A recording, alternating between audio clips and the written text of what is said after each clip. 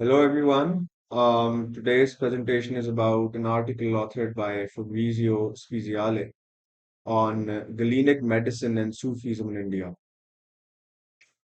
Uh, right, so this is a brief look at the table of contents, the topics I'm going to be touching while I'm presenting. Introduction of medicine in India, medicine and Sufism, alchemy in India, and then Sufism itself. So let's get straight to introduction of medicine in India. Right. So the mature Indus civilization flourished from about 2600 to 1900 BCE, marking the beginning of urban civilization on the Indian subcontinent. The civilization included cities such as Harappa and Gangwal. Right. So talking about the introduction of medicine in India, I would give a little bit of detail about Galenic medicine itself first. So Galenic medicine derives its name from Greek physician and philosopher Galen. India's conquest by influential Muslim warriors introduced Greek medicine to the subcontinent. Practitioners of Greek medicine were referred to as hakims or hukama, and the most influential hukama belonged to the Central Asian regions of Bukhara, Shiraz, and Jilan. Muslim sultans of the time that ruled over the subcontinent were firm believers of the schools of Ayurveda and Siddha.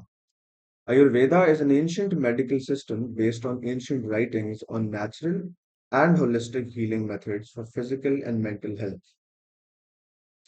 Uh, Furthermore, Siddha medicine is also an ancient medical system focusing on mysticism, alchemy, and spiritual healing techniques. The Indian medieval period, thought to have started from the end of the Gupta period of the Gupta Empire up until the beginning of the Mughal Empire, was when medicine was first introduced to hospitals in India. And actually, the court physician of the last Ghaznavi king, Mahmud of Ghazni, as we know him, introduced the first ever hospital in India in the 12th century in Lahore. Moving on to the progress in medicine. In the 13th and 14th centuries, several influential Hukama, scholars, and Sufis from Central Asia migrated to India following a decline in madrasas. The first ever recorded medical work from within the Delhi Sultanate was the translation of Kitab al-Saydala, a Persian pharmacopoeia authored by al-Biruni. A pharmacopoeia is basically a book with directions on identifying compound medicine. Al-Biruni was a Khwarizmi and Iranian scholar and authored Kitab al-Saydala to understand and identify Syriac, Persian, Greek, Balochi, Afghani, Kurdi, and Indian medicine itself.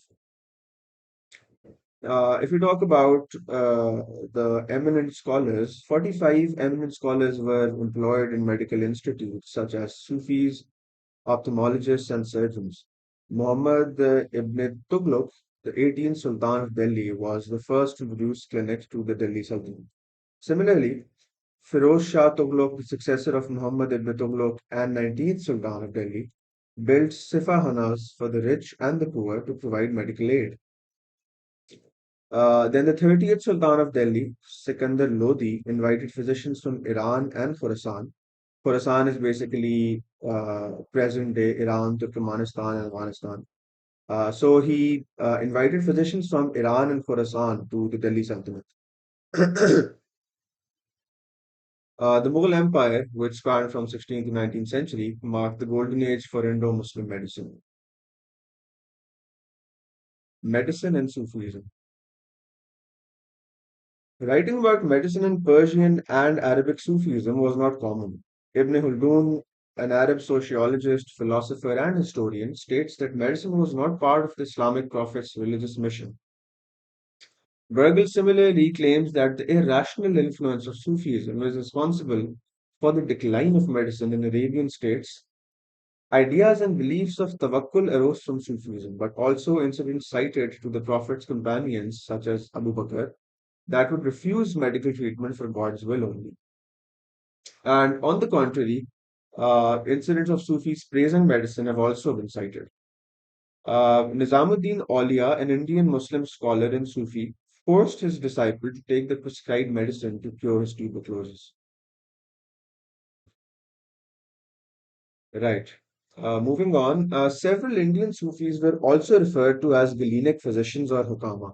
Several medical dispensaries were introduced and attached to Indian Dargah in Delhi, Ajmer, and Gulbarga.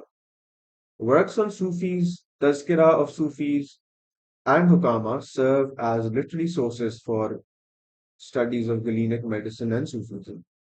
Languages of Tibbe Yunani were Persian and Arabic, as they were the languages of the Sufis. Most Hukama and Sufis arriving from Central Asia to India belong to the noble families of Sayyid and Asaf.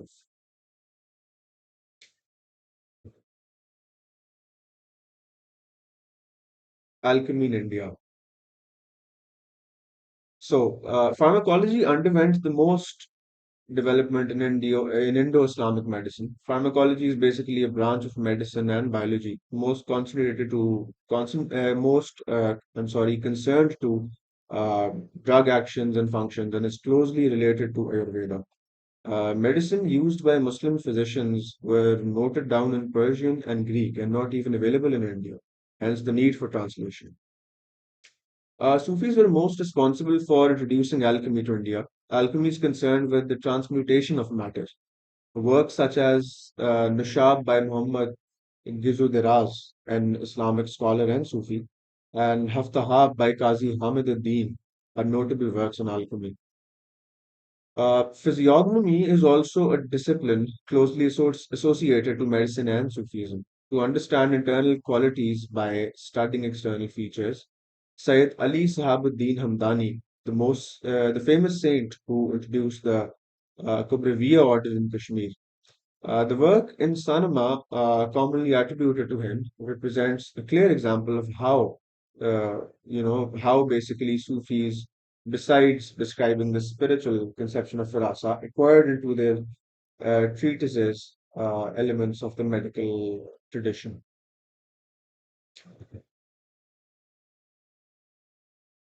Finally, a little bit about Sufism itself. Indian Sufism focused a lot on Sufi devotion and assisting the needy, such as by tending to the sick. Uh, Devotion is of two types, intransitive and transitive. So, talking about intransitive devotion, it basically includes prayers, fasting, and recitation. Transitive devotion is to bring benefits to others, to treat the sick, etc. Uh, India Sufi orders and hierarchies, noble Orthodox orders and heterodox, had different roles in the Sufism and medical transmission. Heterodox orders played a more significant role in transmission of traditional knowledge as compared to Orthodox orders. That's pretty much it from my side. Thank you so much.